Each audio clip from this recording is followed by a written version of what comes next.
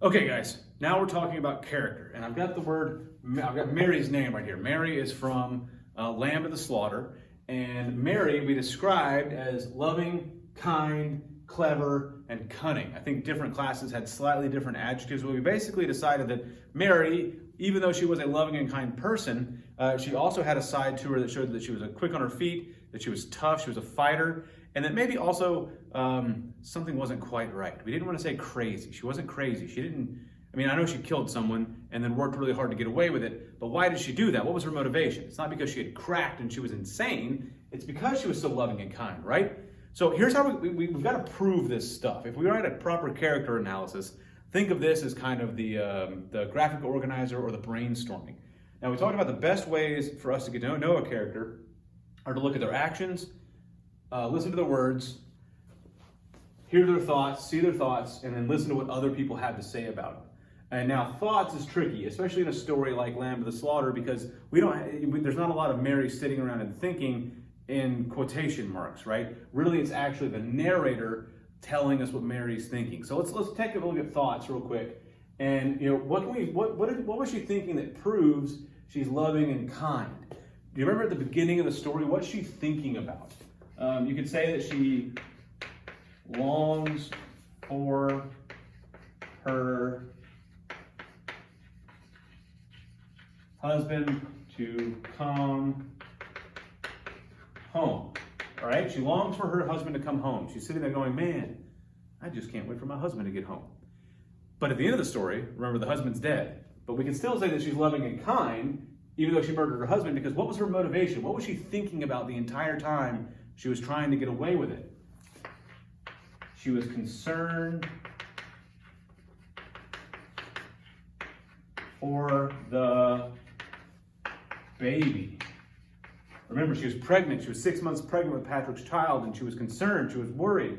She didn't much care if they came for her and got her and locked her away, or worse, but she was concerned about the welfare of her baby. So that's what she was thinking this whole time. Now, it's hard to say that she's crazy for thinking that, right? Her motherly instincts have kicked in. Now, words and thoughts of others. This is not a story where a lot of people talked about Mary, but we did have one instance, remember, about where we saw what someone else said, and that's when she went to the grocer and she got her alibi. She played the role of the loving housewife who just wanted to cook dinner for her husband. And so when the police later go to check her alibi, the grocer says, what? What did he say about Mary to the cop? Remember, the police officer was relaying this information back to Noonan, I believe.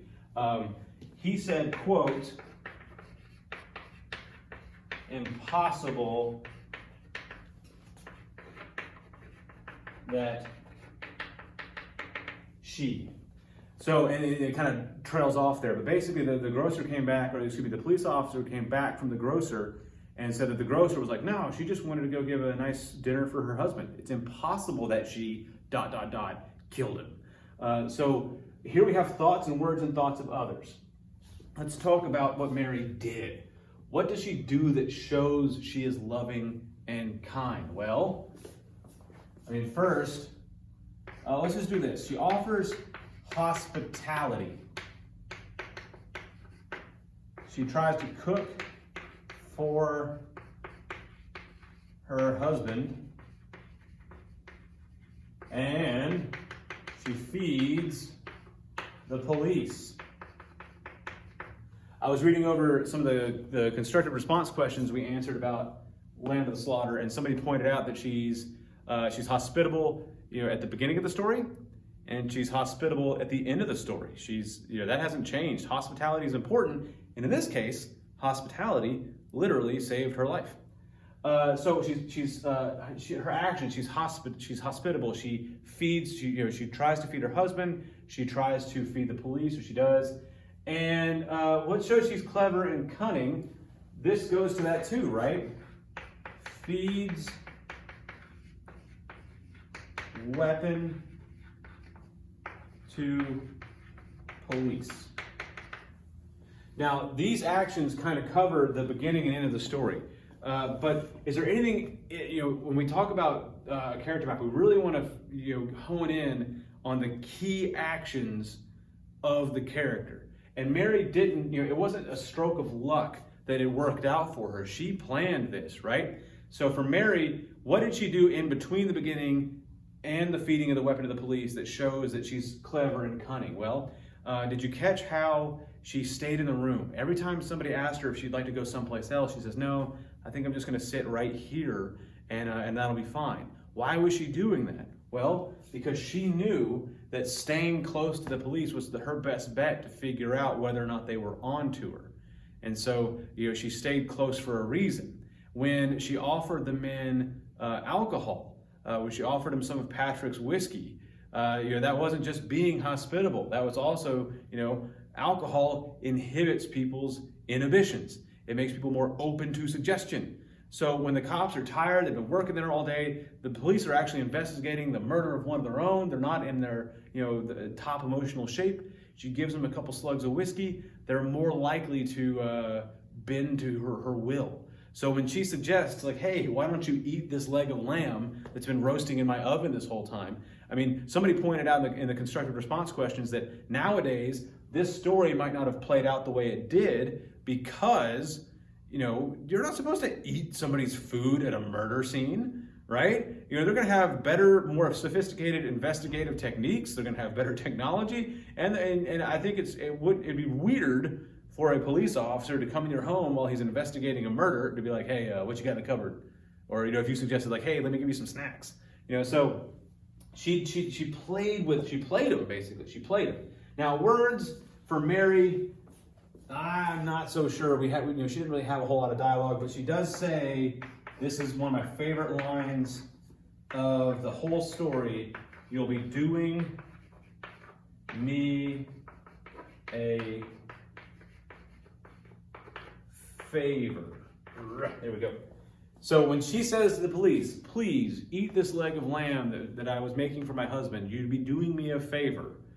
The police interpret that to mean like they'd be, helping her get over the grieving process. Like, she wouldn't, she shouldn't have to eat that leg of lamb by herself that she was preparing for her husband and her. But really, she's saying you'll be doing me a favor because as soon as you eat that, I get away with it. And how did she know she gets away with it? What was it that the guy kept saying? You get the weapon, you get the man. It goes back to that reliance at the time on forensic evidence, science-based evidence. We can prove who did it if we get the weapon and we get the fingerprints and the DNA and all that kind of stuff. Well, they didn't have DNA stuff back then, but you know what I mean. Okay, so when you come back in on Friday, you should also have a character map for Amelia. Amelia is the protagonist from Prey. Now, can we say that Amelia is loving and kind? Can we say that she's clever and cunning? Maybe. I think it's important to note that each character, Mary and Amelia, has a moment in the story where they kind of change. When we first meet Amelia, we see that she's loving and kind, but she's also kind of a pushover. Right? She lets her mother take control of her life or continue having control of her life when she really doesn't want that to be the case. She wants her mother to let her be, a woman going about town with her boyfriend and just leave her alone. But her mother manipulates her. So she's loving and kind, but she's a bit of a pushover. Now, this right here, I don't know if those definitely describe Amelia, because think about the rising action in that story. In the rising action of Lamb to the Slaughter, Mary is making things happen. She is in control. She is manipulating the police, and she is creating the outcome there. But in Prey, Amelia doesn't have that luxury. She is trapped in her apartment alone with like a 7-inch tall murder doll like coming at her constantly. So she doesn't have time to sit there and plan ahead. She just has to react. But what do we see? She fights. She fights pretty darn well. She fights off that doll consistently. So we could say at the beginning of the story, Mary is a pushover, but at the end, she's a fighter, especially like the end, you know what I mean? Yeah. So I think that comparing Amelia and Mary will work better. I don't know where we would throw the character, the landlady, in there. Maybe we'll talk about that a little bit when we talk about theme. Yeah, let's talk about theme. Okay, so I've got 3 themes on the board that might fit these stories. And your job would be to find evidence that proves or kind of elaborates or explains how these themes were present in the stories. And it might be a 3 out of 3 situation where you can prove that hunter versus prey is a good theme in 3 of the stories, or maybe you can only prove it in 2.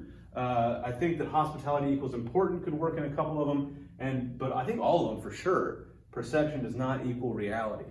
So I want you to go through your stories. You can take notes from the Common Lit copies online, or you can go through the physical handouts and try to figure out where does each theme present itself in the story. Like hunter versus prey intrigues me. Like if you think about Lamb to the Slaughter, that's not, Lamb to the Slaughter does not, the title even doesn't really have like a huge like hunter versus prey theme.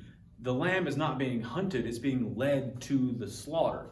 But in the beginning, we learned that Patrick is in fact the lamb. He is the innocent person that is slaughtered, and Mary wasn't necessarily a hunter in that scenario. She just killed him.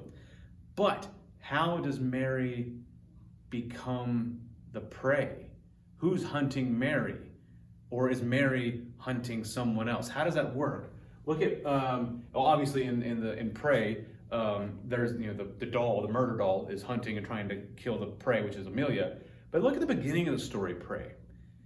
Who is acting as a hunter at the beginning of the story? What is that hunter's weapon? We talked a little bit about how parents and children can sometimes use guilt to their advantage. How is the mother like a hunter in that story, and what is her weapon? And how does that change at the end of the story? How does the mother become the prey? And hospitality equals important. One of these days I'm going to ask you a question. I'm going to ask you to consider this.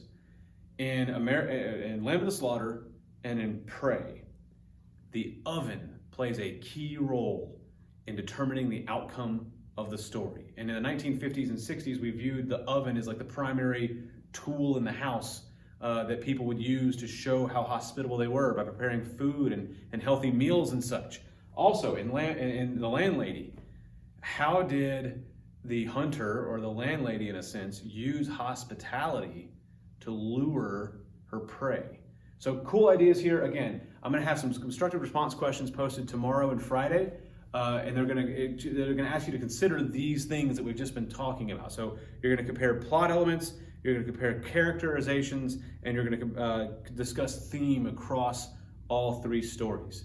Don't forget, if you have any questions or concerns, email me, walzandmcnair.org. Hit me up with a private comment on the assignments or videos on Google Classroom. I hope you guys are doing well, and I'll talk to you soon.